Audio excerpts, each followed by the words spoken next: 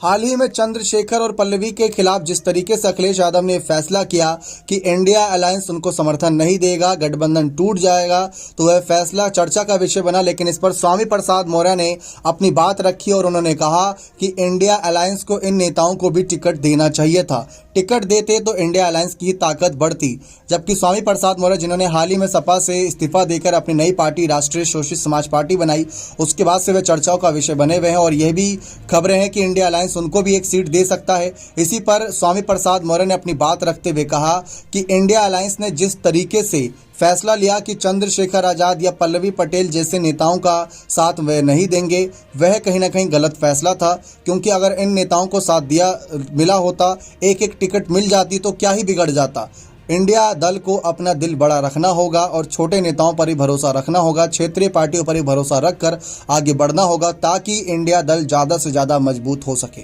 जी हाँ, इसका अगर एक एग्जाम्पल हम आपको दें तो आप देखेंगे कि पिछली बार एनडीए जो 2019 में चुनाव लड़ा था, उसमें उत्तर प्रदेश में बीजेपी के साथ सिर्फ अपना दल सोनेलाल की पार्टी थी। सिर्फ सोनेलाल पार्टी जो अपना दल थी वही साथ थी। 2 सीटें उन्हें मिली थी, दोनों सीट वह जीत गए। लेकिन इस बार एनडीए के साथ संजय निषाद हैं, जिनके अगर हम बात करें नेता को भाजपा अपने टिकट से चुनाव लड़ा रही है। जबकि ओम प्रकाश राजभर, जिनको एक टिकट मिला, यानी कि एक सीट मिली हुई है। दूसरी तरफ अगर हम देखें तो और भी कई ऐसे साथी हैं जो कि एनडीए के साथ गए और उनको टिकट मिलता नजर आ रहा है। ठीक वैसे ही अगर इंडिया अलायंस के साथ भी कुछ छोटे क्षेत्रीय नेता साथ आना चाहते हैं तो उनको टिकट देना इंडिया दल का फैसला बनता है, ना कि उनका तिरस्कार करना। उनका जिस तरीके से डिसरिस्पेक्ट इस बार किया अखिलेश यादव ने, अंतिम समय में पल्लवी पटेल का साथ छोड़ दिया। चंद्रशेखर आजाद, जिनको लेकर कहा जा रहा था कि 1.5 साल से कि उनको टिकट दिया जाएगा, अखिलेश उनकी मदद करेंगे, लेकिन जिस तरीके से यहाँ पर अखिलेश ने अंतिम समय में अपना फैसला बदला।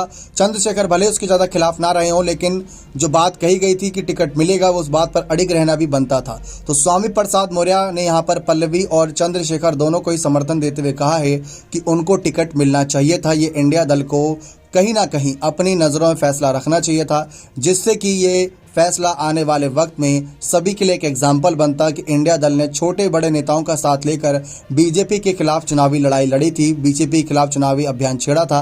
भले ही हार जाए, लेकिन सभी का साथ होता तो शायद बात बन जाती। क्या आपको लगता है कि स्वामी प्रसाद मौर्य सही कह रहे हैं कि चंद्रशेखर आजाद और पल्लवी पटेल के साथ गठबंधन नहीं तोड़ना चाहिए था? तो अपनी राय कमेंट सेक्शन में जरूर रखिएगा। बहुत बहुत धन्यवाद।